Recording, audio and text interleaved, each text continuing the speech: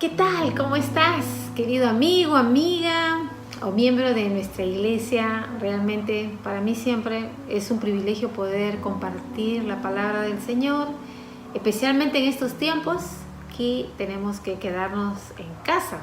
Sí, como equipo pastoral, realmente estos días queremos poder animarte a estar siguiéndonos en estos devocionales que estamos enviando diariamente para poder entrar en tu casa y animarte con la palabra. Y el día de hoy vamos justamente a leer este devocional en el libro de Filipenses capítulo 2 de los versículos 19 al 24.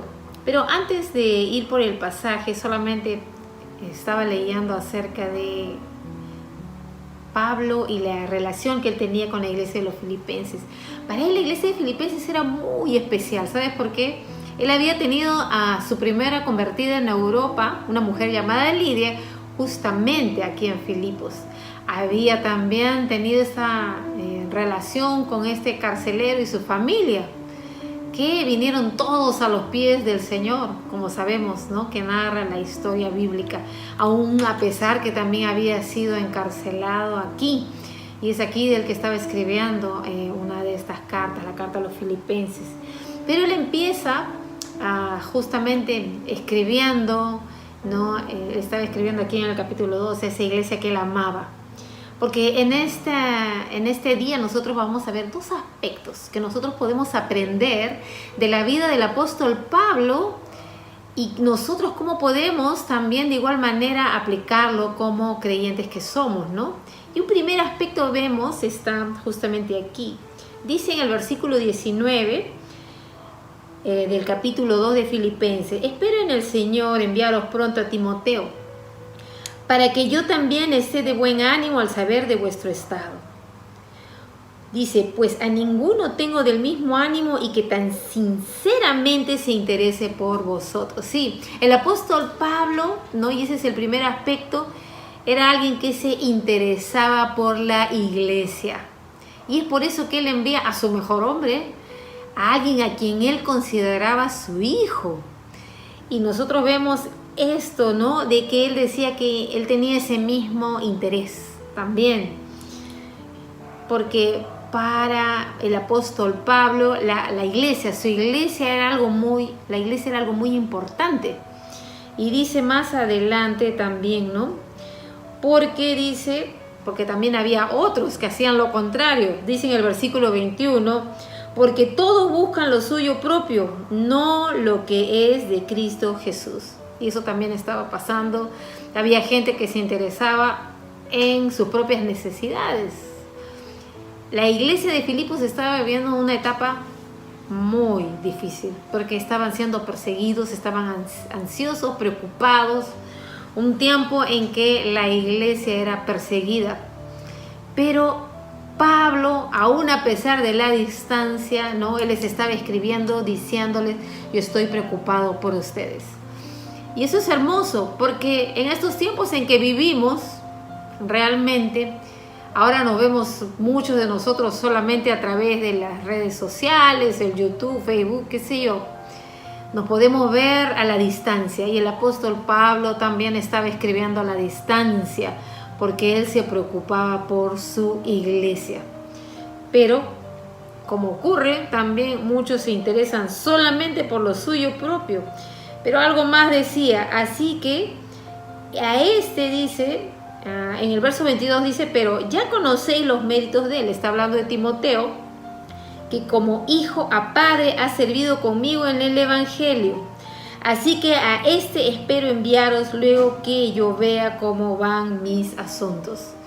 Entonces sí, envía a Timoteo para que él le diga y le dé un informe de primera mano de cómo estaba yendo la iglesia.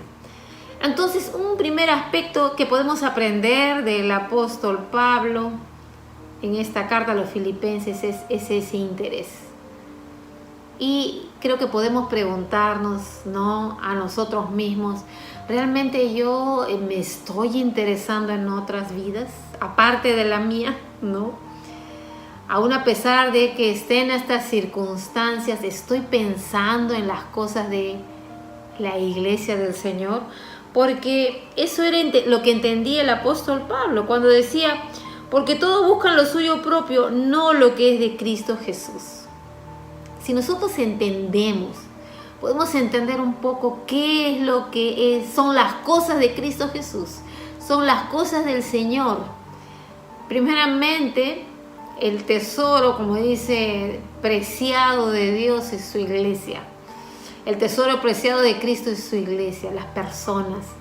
Entonces, ¿me estoy interesando por las personas? En estos días, ¿has tomado tu celular, has hecho alguna llamada para preguntar a alguien cómo está? A alguien que sea de tu entorno, alguien que sea de la iglesia, un amigo, un conocido, a un vecino, ¿no? ¿Le has dicho cómo estás? Creo que es un buen momento. Es un buen momento, queridos amigos, amigas, de que nosotros podamos empezar a interesarnos por las cosas de Cristo Jesús, que es su iglesia. Realmente me estoy preocupando si alguien tiene una necesidad. Estoy realmente participando, por ejemplo, ¿no? De una manera práctica en las cadenas de oración. Estamos, tú sabes, orando los unos por los otros en estos días. Hay una lista tremenda. Realmente ha sido un gran ánimo ver, ¿no? A través del WhatsApp, de las redes sociales, ¿no? Cómo los hermanos de la iglesia están, ¿no? Diciendo, sí, por favor, anótame, yo voy a orar a esta hora. Y es tremendo. Estamos unidos en oración. Entonces sí, te animo, envíanos tus pedidos de oración, porque hay toda una cadena de oración en estos días por las necesidades que tú tienes. Porque ¿sabes qué? Una primera cosa que nos enseña la palabra es tengo que estar interesado por la iglesia, que es de Cristo Jesús. Y para ir terminando, un segundo aspecto que justamente decía acá, en el versículo 24 dice, y confía en el Señor, que yo también iré pronto a vosotros.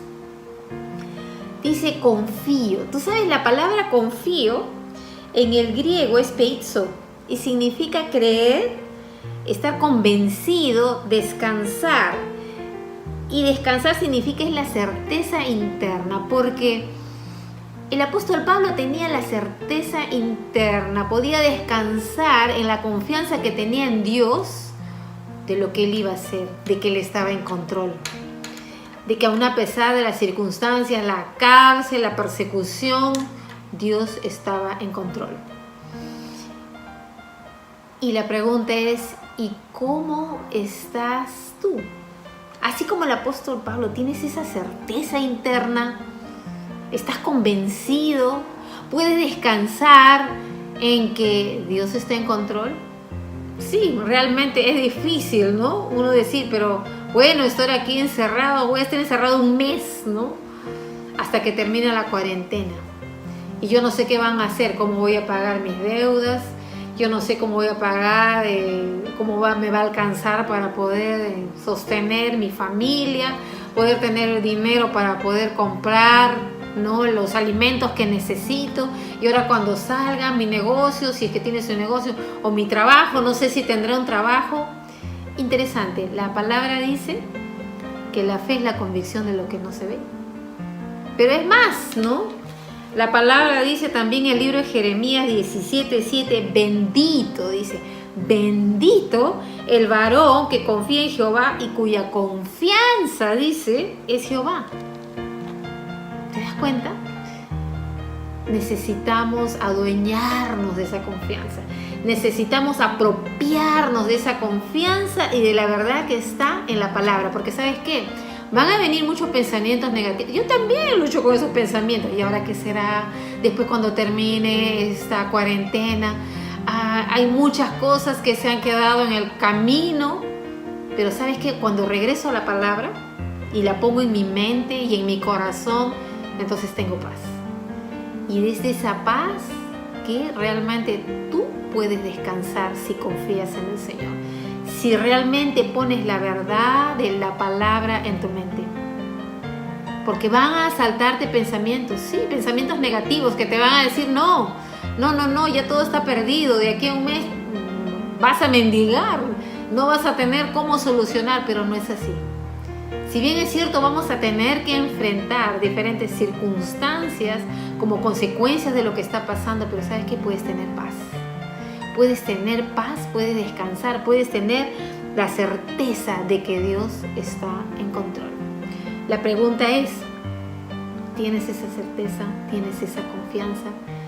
Quiero decirte algo, querido amigo, amiga, hermano, hermana.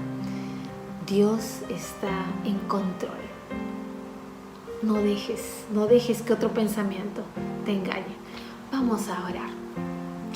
Precioso Dios, gracias. Gracias, Señor, porque nos hablas en tu palabra que primeramente tenemos que estar preocupados por tu iglesia, Señor. ¿Cómo están tus hijos? ¿Cómo está, Señor, aquellos que nos rodean? Porque tú amas a tu iglesia. Tú amas este mundo, Señor. Y en tu gracia, Padre Santo, queremos rogarte para que tú pongas ese mismo interés. No, Señor, solamente por nuestras necesidades. Señor, líbranos de ser egoístas, Señor. Y, Señor, permítenos siempre darte a ti lo que te honra. Siempre darte, Señor, a ti lo que tú mereces, porque tú mereces lo mejor, tú mereces todo, Señor. Y, Señor, oramos para que tú pongas esa certeza, esa confianza, Señor, en nuestro corazón y en nuestra mente, de que tú estás en control, de que, Señor, tú no nos has abandonado, de que tú no nos vas a dejar.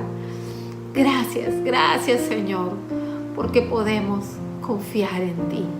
Y, Señor, que nuestras vidas pueden reposar en ti, Señor.